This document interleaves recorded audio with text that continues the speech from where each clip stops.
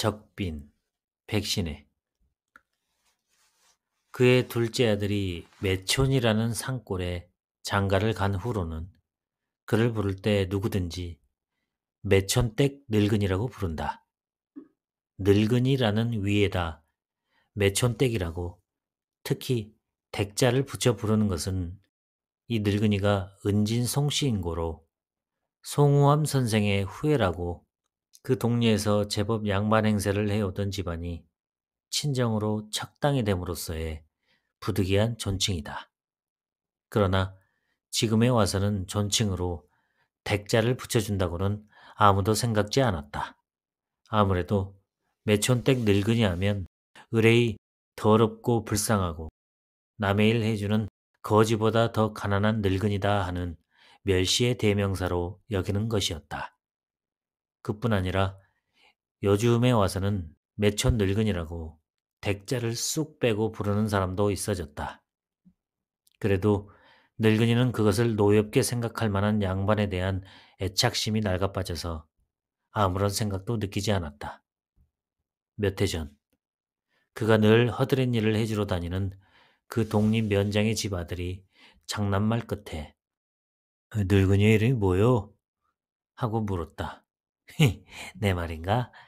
늙은이가 무슨 이름 있어? 그래도 왜 없어요? 똥덕이었어? 개똥이었어?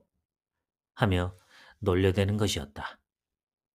그는 젊은 놈이 당돌하게 늙은이의 이름을 묻는다는 것이 워낙 분해져서 왜?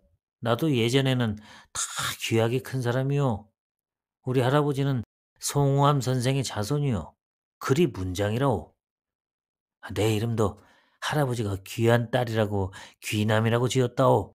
하며 자기도 옛 세월 같았으면 너희들은 감히 나의 집에도 만만히 못 들어올 쌍놈들이다 하는 뜻을 암시하여 양반 자랑을 한 것도 지금 생각하면 다 우스운 일이었다.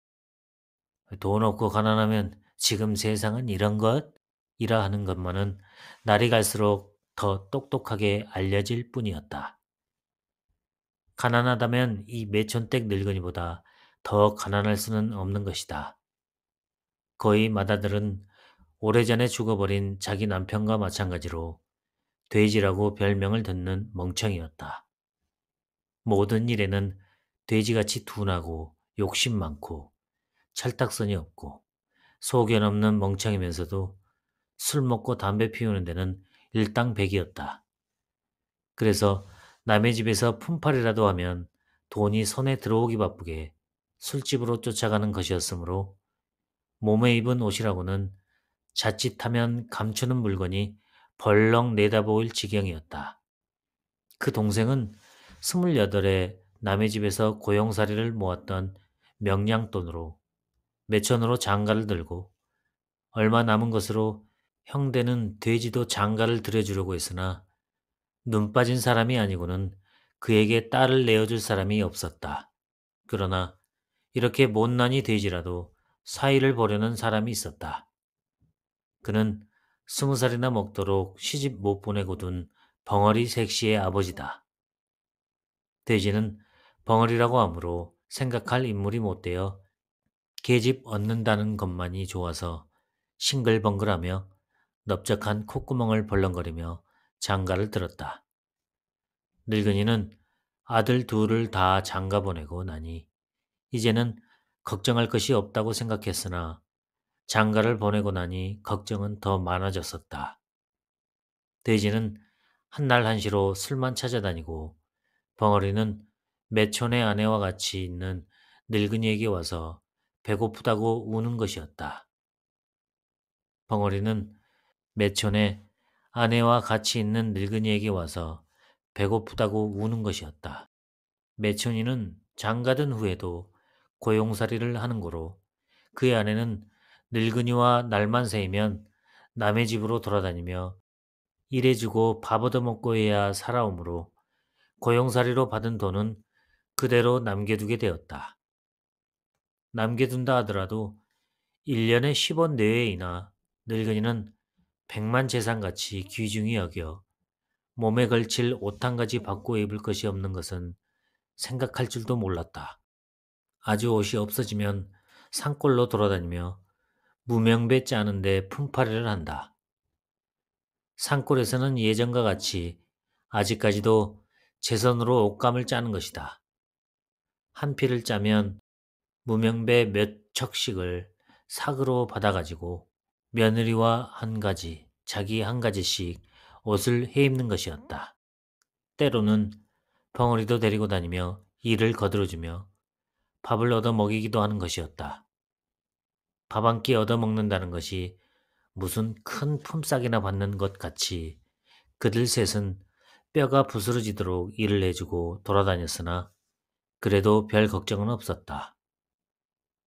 어서 몇백 냥 모이게 되면 그것으로 남의 논이나 밭을 대지로 얻어서 제 농사를 해보리라 하는 것만이 매촌의 부부와 늙은이의 유일한 희망이었다.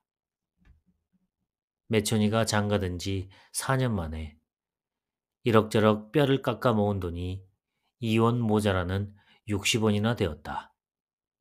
매촌은 그 돈 중에서 15원을 떼어 일간 토옥 다 허물어져 가는 것을 사가지고 생전 처음으로 자기의 집이라는 것을 가지게 되었다. 늙은이도 기뻐했던 것이다. 그랬더니 남은 돈 43원으로 대지를 하기 전에 홀딱 날려보내고 말았다.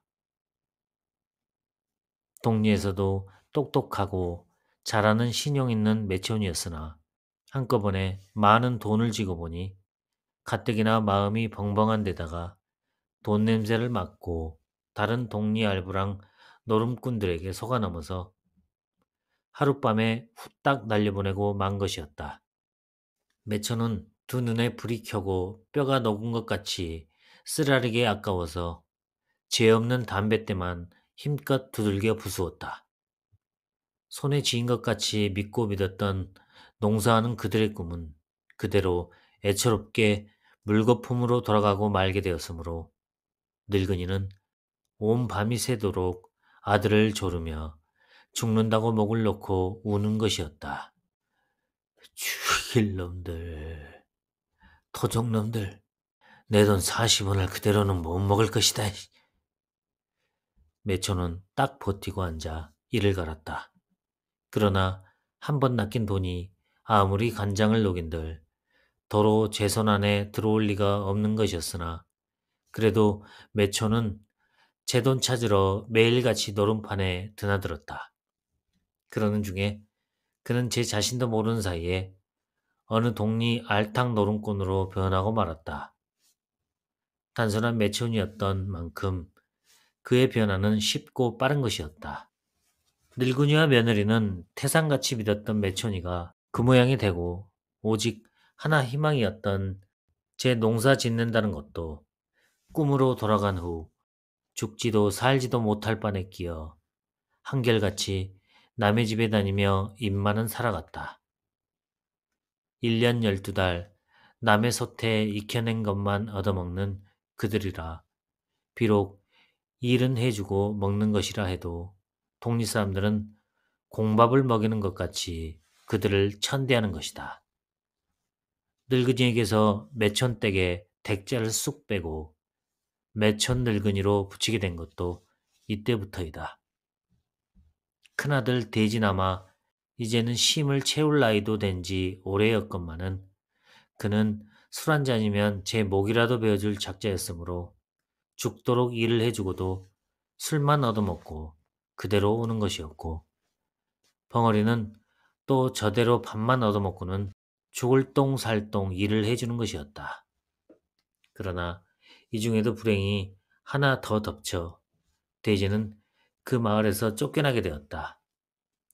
그것은 몇 날 술을 먹지 못하여 못 살 지경에 이른 돼지가 한 꾀를 생각해가지고 술집에 가서 술 한 잔만 주면 나무 한 짐 해다 주겠다는 약속으로 먼저 술 한 잔을 얻어먹었다. 그리고는 갖다 줄 나무가 없어 나무 배기를 엉검하는 사방공사 해놓은 데 같이 한 짐 잔뜩 버여지고 내려오다가 일꾼 대장에게 들켜 나무찜은 나무찜대로 다 빼앗기고 죽도록 얻어맞고 술집 마누라까지 무한 욕을 먹고 한 까닭에 그는 그 동리에서 쫓겨난 것이었다.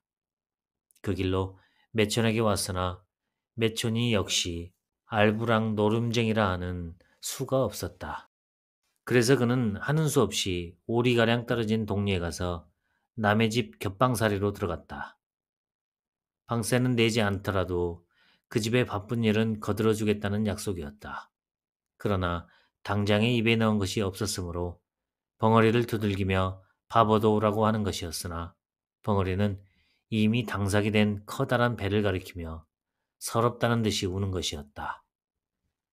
그래도 돼지는 어떻게든지 해서 양식을 얻어올 궁리는 하지 못하고 벙어리를 조르다가 지치면 그의 어머니인 늙은이가 무엇이나 가져다 주지나 않나 하는 택없는 꿈을 꾸며 뒹굴뒹굴하기만 하는 것이었다.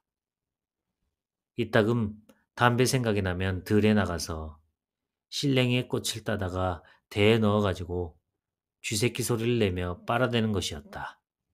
벙어리는 자기 뱃속에서 꿈틀꿈틀하며 태아가 놀면 몸소리를 치며 무서워했다. 피려먹을 년. 어린애가 그렇지 않냐? 겁은 왜 내? 하고 벼락같이 소리를 지르나 알아듣지 못하고 끙끙 하는 소리로 울며 자기 배를 쿡 쥐어지르는 것이었다. 하루 한 끼도 얻어먹지 못하는 그들이라 벙어리의 커다란 두 눈은 새눈깔같이 험악하였다. 늙은이는 어느 날 밤에 큰 호랑이 두 마리가 꿈에 보이더라고 하며 그 이튿날 아침에 매촌의 아내를 보고 꿈 이야기를 하는 것이었다. 아마도 오늘 내일간에 너희 둘이 다 아들을 낳으려는가 보더라 하며 신기하다는 듯이 며느리를 바라보는 것이었다.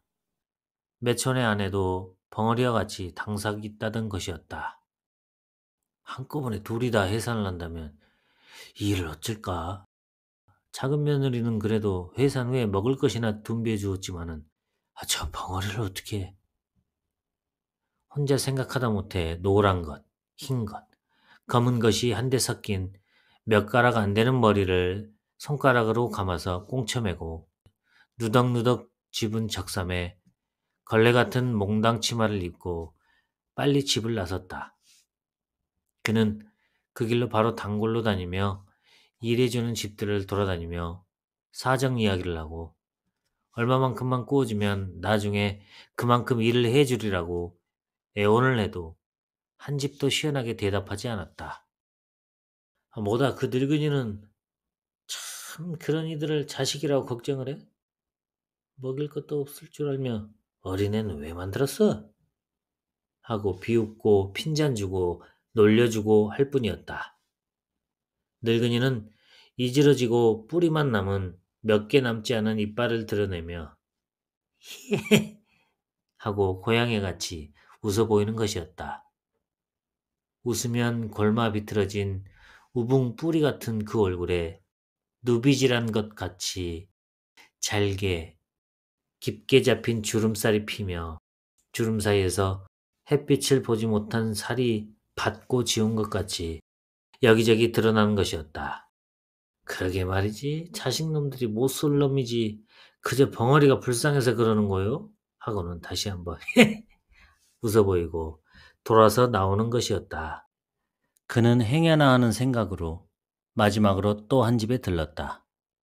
오랫동안 천대받고 학대받아온 늙은이라 남들의 냉정한 것을 슬프게나 원망스럽게 느낄 줄 몰랐다. 그리고 낙심할 줄도 몰랐다. 마지막 들린 집에서는 쉽사리 동정을 하는 것이었다. 아이고 불쌍해라. 아이는 하필 저런 데 가서 잘 데이거든 하며 쌀 한 대, 보리 두 대, 장 한 그릇, 미역 한 쪽, 명태 한 마리를 별 말 없이 내어주는 것이었다. 밥 한 그릇에 온 전신이 녹도록 고맙다고 생각하는 이 늙은이라 이렇게 가분한 적선에는 도리어 고마운 줄 몰랐다. 그의 고마움을 느끼는 신경은 너무나 한도가 적었던 까닭이라 그의 신경은 모조리 감격에 차고 이 여러 가지에 대한 감사를 일일이 다 느끼기에는 그의 신경이 모자랐던 것이다. 늙은이는 채 머리만 절레절레 흔들며 연방 혀끝으로 콧물을 잡아뜯더니 닦았다. 아무 고맙다는 인사도 없이 그는 여러 가지를 바구니 속에 넣어가지고 머리에 이었다.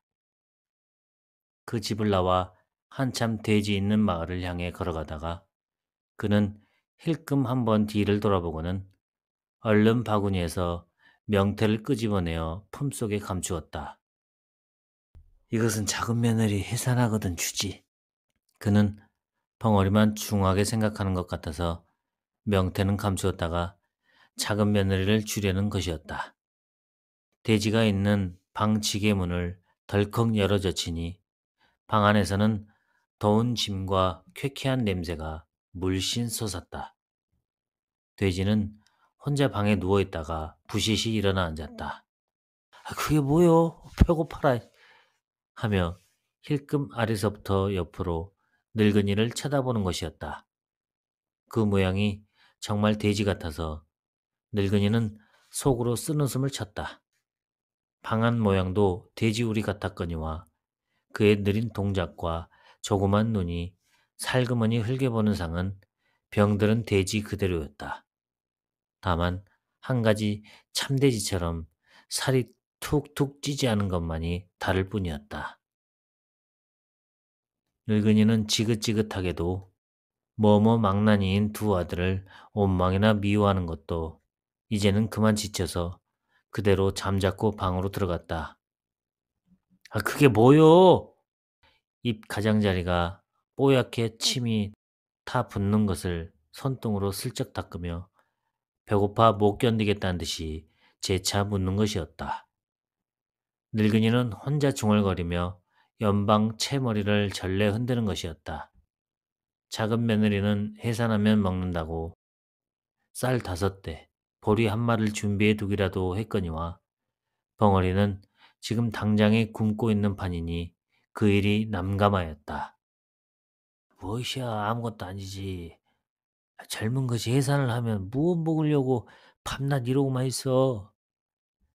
늙은이는 목에 말라붙은 것 같은 적은 소리로 노하지도 않고 곱게 타이른 것이었다. 일하러 가려고 해도 배고파서 그렇다고 누워있으면 하늘에서 밥이 떨어지냐. 젊은 것은 어디 갔어? 뒷산에 나물 캐러 갔는가? 늙은이는 네 손가락으로 뒤통수를 덕덕 긁으며 답답해 못 견디겠다는 듯이 벌떡 일어섰다. 이것은 해산하면 먹일 약이다. 손도 대지 마라. 하고는 가지고 온 바구니를 윗목에 밀어놓고 밖에 나와 집을 한숨 쥐어다가 그 위에 눌러 덮었다. 정말 이것은 손을 대지 말아라. 아이 낳으면 먹일 약이다. 늙은이는 10번 20번 당부를 하는 것이었다. 음, 그래. 잔소리는. 하고 돼지는 온 몸뚱이에 껍질만 남겨두고 모든 정신이 그 바구니 속에 쏠려 늙은이의 말은 지나가는 바람소리로만 여기는 것이었다. 늙은이는 돼지의 속마음을 잘 들여다볼 수 있었다. 아무리 당부해도 그 말을 실행할 돼지가 아닌 것도 잘 알았으나 조금이라도 아껴 먹도록 하라는 뜻으로 자기도 몇 번이나 부탁만은 하는 것이었다. 그러나 아무리 지혜 없는 축신이 돼지라 할지라도 40에 가까운 사나이에게 양식을 약이라고 말하는 자기가 서글프기도 하였거니와 그들에게 있어서는 양식이라는 것은 생명줄을 이어주는 귀하고 중한 약이 아니고 무엇이냐. 밥을 약과 같이 먹어야 하는 너희들이 아니냐 하는 생각도 났으므로 늙은이는 다시 또 입을 닫지 않고 그 방을 나섰다. 집으로 돌아오는 길에도 행여나 벙어리와 마주칠까 해서 명태 한 마리는 품에 숨긴 채 왼편으로 그 위를 누르고 빨리 돌아왔다. 작은 며느리는 일하러 나가고 없었으므로 부엌 한 옆에 구덩을 파고 넣어둔 쌀 항아리 뚜껑을 열고 명태는 쌀 속에 파묻어 두었다. 그리고 자기도 어디 가서 좀 일을 해주고 점심을 때우리라는 생각으로 그대로 집을 나왔다. 그는 그 길로 면장의 집으로 갔다. 늙은이, 어서 어서. 이 애가 웬일이요? 하며 면장의 마누라는 3살 먹은 계집애를 안고 마루 위에서 어쩔 줄 몰라 하는 판이었다. 왜? 어디가 아픈가? 늙은이는 얼른 마루로 올라가서 익숙한 솜씨로 어린애의 이마와 가슴을 만져보았다. 지금까지 뜰에서 놀던 것이 갑자기 이 모양이야. 어린애는 정말 열이 나고 괴로운 울음을 우는 것이었다. 별일 없어요. 어디 봅시다. 늙은이는 어린애를 받아 안고 오므려진 입술을 더 오므려가지고 가만가만히 가슴과 배를 만지는 것이었다. 평생에 하도 많이 남의 집을 들여다닌 늙은이라 남의 앓는 것도 많이 보았거니와 고치는 것도 많이 보고 듣고 해온 것이라 지금에 와서는 웬만한 병은 자기의 생각나는 대로 조약도 가르쳐주고 객기도 물어주고 체정도 내려주고 하여 신출내기 의원보다 동리에서는 더 믿는 것이었다. 그러므로 면장의 마누라도 늙은이에게 안심하고 아이를 맡기는 것이었다. 과연 어린애는 이윽고 소화되지 않은 음식을 토하기 시작하더니 한참 만에 그대로 잠이 들었다. 늙은이는 후 한숨을 하고 텐마루로 나와 앉으며 한숨 포근히 자고 나거든 노글노글한 조당수나 끓여 먹이고 저녁도 먹이지 말고 그대로 재우면 별일 없을 것이요 하였다. 마누라도 안심한 듯이 늙은이에게 줄 밥을 참견하였다. 늙은이는 밥과 반찬 찌꺼기를 얻어가지고 텐마루 한 옆에서 씹지도 않고 묵턱묵턱 삼키기 시작했다. 아이고 늙은이 천천히 좀 먹으면 어떤가? 그렇게 막 삼켰다가 걸려 죽으면 어째? 마누라는 늙은이의 밥 먹는 양을 바라보다가 주의를 시키는 것이었다. 늙은이는 애교 있는 웃음을 웃고 간청어 꼬리를 뼈채로 모조리 묵턱 베어 우물우물 하더니 입이 움쑥하며 꿀꺽 소리를 내고 삼키는 것이었다. 아이고 머니 뼈를 막 먹네. 걱정하지 마소. 죽어도 먹다가 죽는 것은 복이 아니오. 그는 그의 버릇인 하는 고양이 웃음 같은 소리로 한 번 더 웃어 보이고 연방 주먹만한 밥숟가락이 오르내렸다. 저 늙은이의 창자는 무쇠로 된 것이야. 마누라는 자기도 침을 삼키며 찬장에서 먹던 김치찌개를 더 내어주었다. 늙은이는 지금까지 먹으라고 주는 것을 사양해 본 적이 없는 판이라 주는 김치도 넓적 받아 국물부터 후루룩 삼켜보는 것이었다. 그의 몸뚱이는 골아 비틀어졌어도 오직 그의 창자만은 무쇠같이 억세고 든든하였던 것이다. 지금까지 배앓이를 해본 적이 없는 그이었다. 그날은 이것저것 거들어주고 저녁까지 얻어먹고 돌아 나올 때 마누라는 늙은이의 치맛자락에 보리 두어 대를 부어주었다. 어이구, 이것은 왜? 하면서도 사양하지 않고 그대로 집으로 돌아왔다. 그는 그 보리를 가져다가 헌 누더기 조각에 싸가지고 며느리 몰래 부엌 나무단 밑에 감추었다. 벙어리의 양식이 없어지면 가져다 주려고. 그런지 며칠 만에 벙어리가 해산기미로 누웠다는 통보를 듣고 부랴부랴 달려간 때는 오정이 훨씬 지나서이다. 방문을 덜컥 열어젖히니 벙어리는 죽겠다고 머리를 방구석에 틀어박고 끙끙하며 손으로 벽을 쥐어뜯고 있고 돼지는 조급한 듯이 연기도 나지 않는 담뱃대만 쪽쪽 빨며 쥐새끼 소리를 내고 앉아 있었다. 언제부터 저러냐? 늙은이는 방에 들어가 앉으며 아들에게 묻는 것이었다. 몰라요. 어젯밤부터 아직까지 물도 한 모금 마시지 않네요. 늙은이는 벙어리의 고통을 잘 알았다. 아무것도 먹지 못해 기운이 없어 속히 어린애를 낳지 못하는 것이다 하는 생각이 들자 전에 가져다 준 거 어딨어? 하고 물었다. 뭐? 그거 다 먹었지. 뭐? 언제?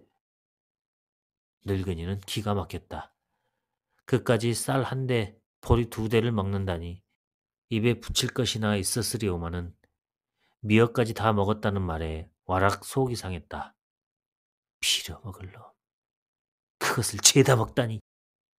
기운이 없어 아이를 속히 낳지 못하고 끙끙하는 벙어리를 앞에 두고 늙은이의 가슴은 어리둥절하였다. 우선 조금 남아있는 장으로 솥에 찬물 한 바가지를 붓고 물을 끓여 벙어리에게 두어 숟갈 먹였더니 아 먹어! 아 먹어! 하는 고함소리와 함께 방바닥에 새빨간 고깃덩어리가 떨어지며 으아! 하고 힘있는 첫소리를 쳤다. 늙은이는 탯줄을 끊으려 해도 가위도 아무것도 없어 생각하는 판에 돼지가 달려들어 입으로 탯줄을 석컥 베었다.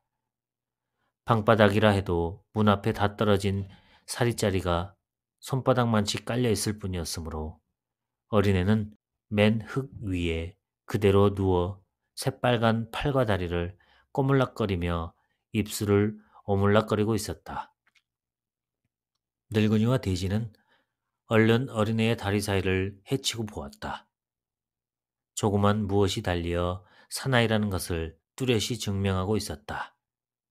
늙은이는 갑자기 두 팔을 덜덜 떨며 두리번 살피다가 하는 수 없이 손빠르게 자기의 치마를 벗어 어린애를 싸가지고 자리 위에 눕혔다. 벙어리는 죽은 것 같이 늘어져 누워 있었다. 돼지는 뜻도 없던 말소리를 혼자 분주히 중얼거리며 담뱃대를 쥐었다 놓았다. 벙어리를 만져보았다 하는 것이었다.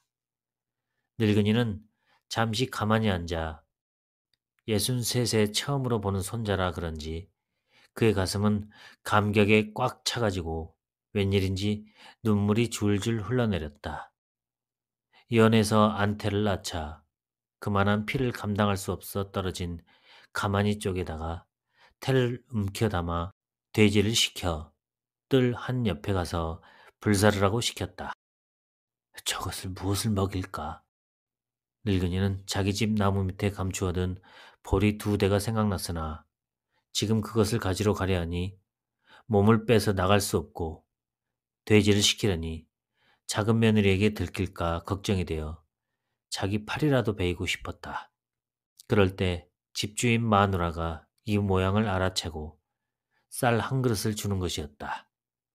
늙은이는 그것으로 밥을 지어 벙어리에게 크게 한 그릇 먹이고 남는 것은 바가지에 긁어 담았다. 그년 어린애 낳고 아프지도 않나 배. 밥이야 억세게 먹어도 된다. 나도 배고파 죽겠는데. 에이, 제 돼지는 뜰에서 배를 태우며 버럭 소리를 지른 것이었다. 그년 어린애 낳고 아프지도 않나 배. 밥이야 억세게 먹어도 된다. 나도 배고파 죽겠는데. 에이, 제기를. 돼지는 뜰에서 태를 태우며 버럭 소리를 지른 것이었다. 늙은이는 피를 먹을 놈 축신이같이 하며 바가지에 밥을 덜어서 돼지를 주고 자기는 손가락에 묻은 밥알만 뜯어먹었다. 어린애도 만지고 벙어리 몸도 단속하는 사이에 해는 저물어 갔다. 그는 남은 밥을 벙어리에게 먹여놓고 차마 어린 것을 덮어준 치마를 벗기지 못해 떨어진 속옷바람으로 어둡기를 기다려 자기 집으로 보리를 가지러 가는 것이었다. 작은 며느리가 알면 보리는 누구 것이요? 왜 숨겼다가 가져가요? 하고 마음을 상할까 하여 그는 가만히 자기 집으로 들어갔다. 매촌이는 또 노름방으로 갔는지 며느리 혼자서 깜빡거리는 호롱불을 켜고 옷끈을 끌어놓고 벼룩 잡는다고 부시직거리고 있었다. 늙은이는 자취 없이 부엌으로 들어가 나무 밑에 손을 넣어 살그머니 보리꾸러미를 끌어내었다. 진작 도로 나오려다가 조금 멈칫하고 생각한 후 재주 있는 쓰리와 같은 손짓으로 쌀 항아리 속에 손을 넣었다. 전날 쌀 밑에 감추어두었던 명태가 쌀 위에 쑥 빠져나와 있었다. 아이고, 며느리가 보았구나 하는 생각이 들자 그는 얼른 항아리에서 손을 빼어 집을 빠져나왔다. 보리 뭉치만을 옆에 끼고 번개같이 달려가서 돼지에게 갖다 주고 이것으로 죽을 쏘어 너는 조금씩만 먹고 어린애 어미만 먹여라 고 몇 번이나 당부하고 자기는 다시 집으로 돌아오는 것이었다. 텅 빈 백가죽은 등에가 붙고 입안과 모가는 송정으로 붙인 것 같이 입맛을 다시면 찢어지는 것 같이 따가웠다. 저까지 벌이 두 대로 몇 날을 지탱시킬까 하는 생각이 들자 그의 두 다리는 가리가리 힘이 빠지고 돼지와 메초니의 못난 것이 새삼스럽게 얄미웠다. 그러나 눈앞에는 오늘 난 아기의 두 다리 사이에 사내란 또렷한 그 표적이 어릿어릿 나타나고 사라지고 하였다. 그는 이윽히 걸어가는 사이에 몹시 뒤가 마려워서 잠깐 발길을 멈추고 사방을 둘러본 후 속옷을 헤치려다가 무엇에 놀란 듯 재빠르게 걷기 시작하였다. 사람은 똥임으로 사는데 하는 것을 생각해내었던 것이다. 이제 집으로 돌아간들 밥 한 술 남겨두었을 리가 없으며 반드시 내일 아침까지 굶고 자야 할 처지이므로 지금 똥을 누워버리면 당장에 앞으로 거꾸러지고 말 것 같았던 까닭이었다. 그는 흘러내리는 옷을 연방 움켜잡아 올리며 코끼리 껍질 같은 몸뚱이를 벌름거리는 그대로 뒤가 마려운 것을 무시하려고 입을 꼭 다문 채 아물거리는 어두운 길을 줄다름치는 것이었다. 지금까지 백신의 적빈이었습니다.